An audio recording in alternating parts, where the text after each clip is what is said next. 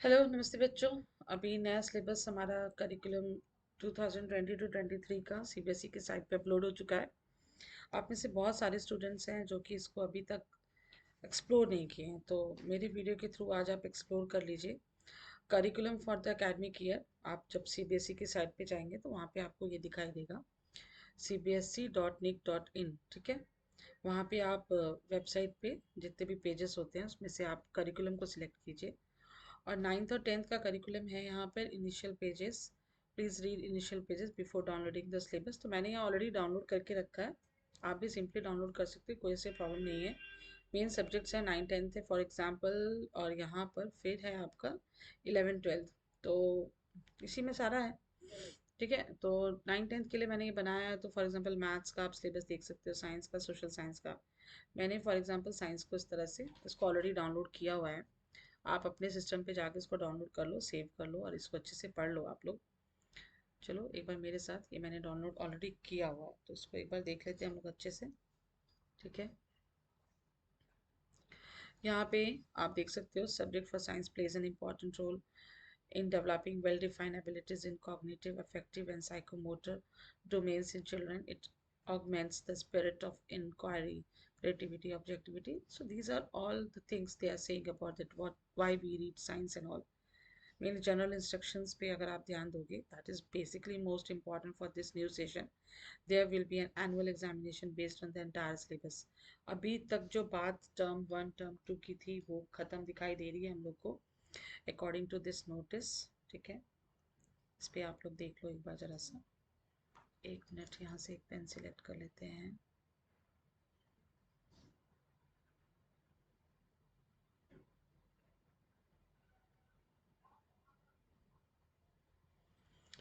Okay, सो ये यहाँ पे देखो नज़र आ रहा है,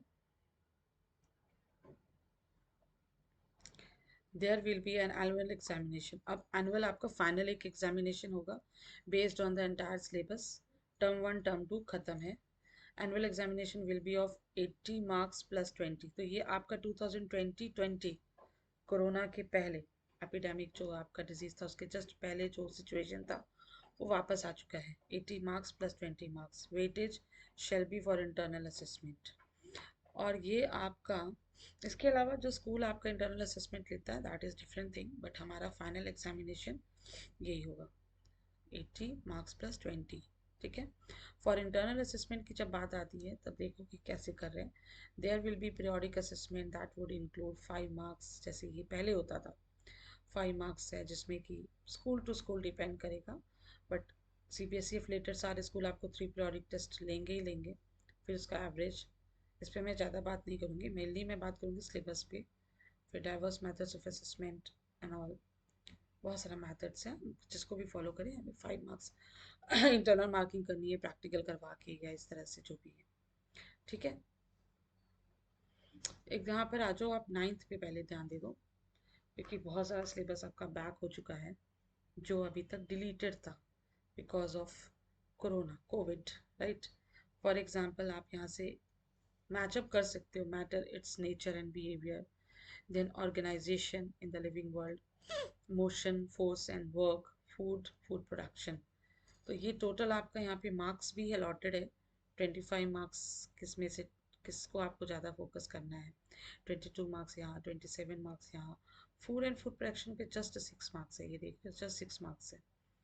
अभी यहाँ पर आप matter, nature, chemistry, physics, biology, तीन जो आपका पार्ट डिवाइड हो जाता है। अगर मैं फोकस करूँ बायो पर और आप बाकी को आप उसको टाई अप, इसको टैली कर लेना, सॉरी।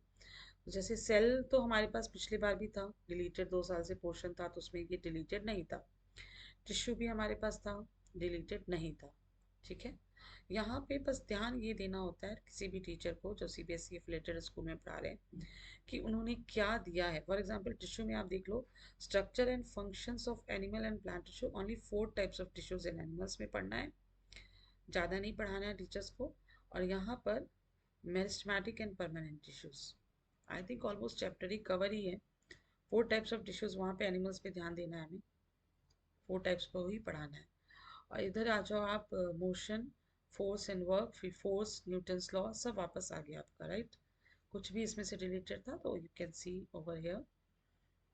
ठीक है, ये फूड प्रोडक्शन। ठीक,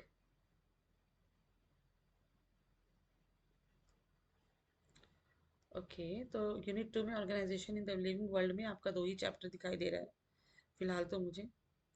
और ये है आपका यूनिट 3। तो इसमें आप देख लो, राइट। प्रैक्टिकल से वर्ड आप देख लो, प्रैक्टिकल से रिलेटेड आप काम देखो। ठीक है, तो प्रैक्टिकल्स में भी कुछ वापस आया है या नहीं, आप एक एक करके सब प्लीज़ टैली कर लेना। प्रिपरेशन ऑफ है, फिर पहले जो डिलीटेड था और अभी पिछले साल का जो डिलीटेड पोर्शन का लिंक था उसको डालने का कोई मतलब नहीं बनता है। आप सिर्फ इस साल के पोर्शंस को पर फोकस करो।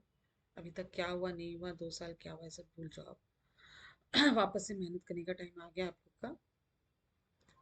ठीक है, प्रिपरेशन ऑफ, यहाँ पे जैसे बायो का मैं बात करूँ तो ये आपका नंबर 4 है। Preparation of stain temporary amounts of onion peel human cheek cells to record observation and draw their label diagrams, ये आपके टीचर्स करवाते रहेंगे आपको इस चीज़ में। फिर identification of parenchyma, collenchyma, sclerenchyma. मैं बार बार बायो पे फोकस कर रही हूँ बिकॉज बेसिकली मेरा सब्जेक्ट बायो ही है इसी वजह से, लेकिन ये पूरा आपका लिस्ट आप डाउनलोड करो और आप देखो और मैचअप करो। ठीक है, इतना है क्लास 9th का। और क्लास 10th का जब आप देखोगे तो क्लास 10 में भी फिर वही बात है, unit 1, unit 2, unit 3, unit 4, unit 5, right. एक बार 9th में फिर से देख ले रही हूँ मैं, कुछ छूटा तो नहीं है हमारा।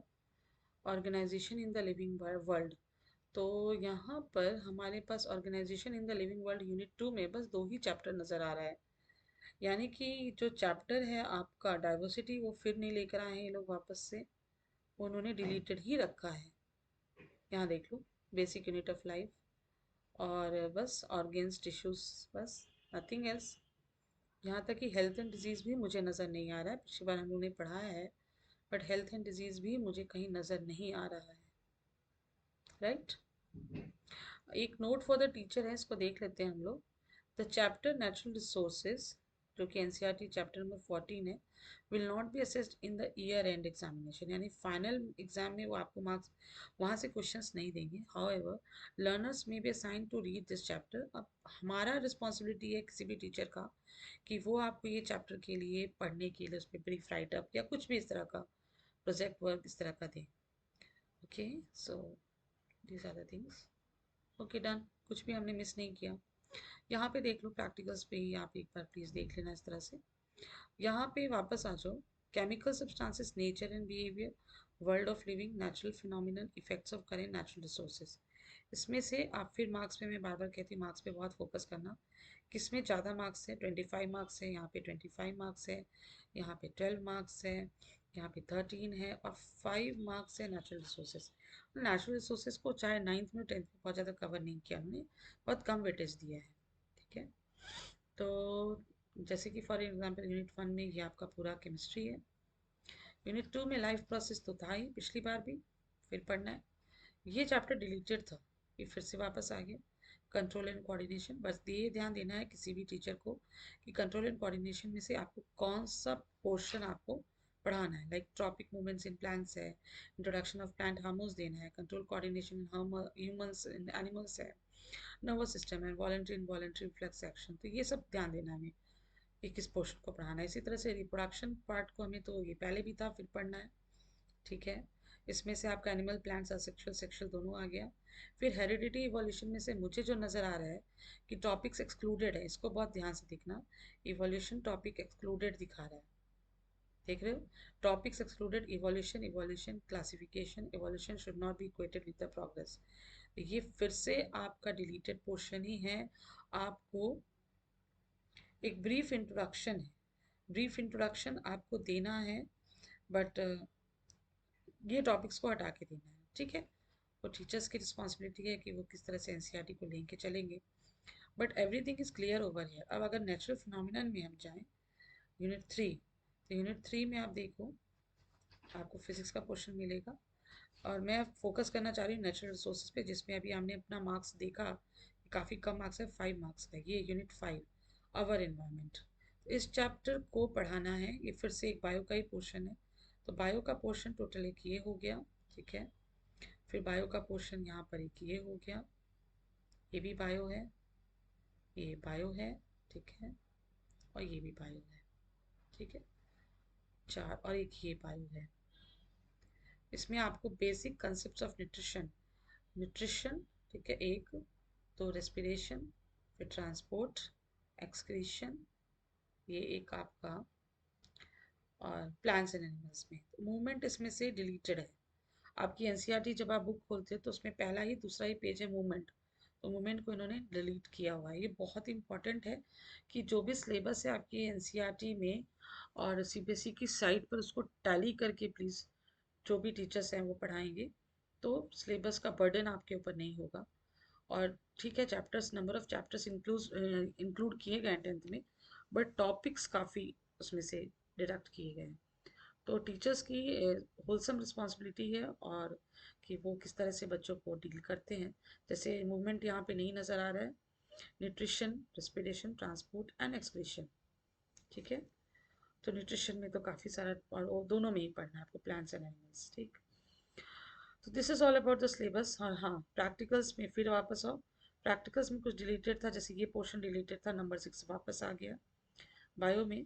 और एक ये मैंने ऑलरेडी, मैं बच्चों पे इसमें मैंने वीडियो भी बनाया हुआ है, मेरे डिस्क्रिप्शन लिंक पे मैं डाल दूंगी, इस पे वीडियो मैंने ऑलरेडी सेट किया हुआ, experimentally show that carbon dioxide is given out during respiration.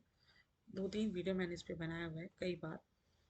तो इस बार मैं कोशिश करूंगी कि टेम्पररी अमाउंट ऑफ लीफ पील मैं जहाँ भी अपना कराऊँ, और मैं फिर इसका वीडियोस को अपलोड करूँ, ताकि हमारे बाकी जो भी सब्सक्राइबर्स हैं उन तक ये पहुँच सके।